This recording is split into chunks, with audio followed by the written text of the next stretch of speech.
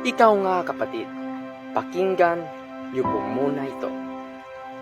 Kung ipapahayag ng iyong mga labi na si Jesus ay Panginoon at mananalig ka ng buong puso na siya'y muling binuhay ng Diyos, maliligtas ka.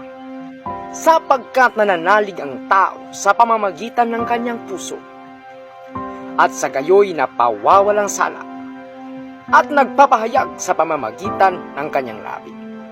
Sapagkat sinasabi sa kasulatan, hindi mabibigo ang sinumang nananalig sa kanya. Roma 10:9 hanggang sa 11.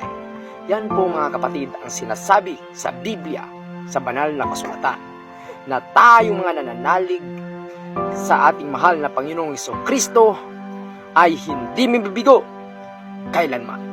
Yan po ang katotohanan mga kapatid. Sana po ay mayroon po tayong matanggap na magandang aral sa sitas na yan mga kapatid.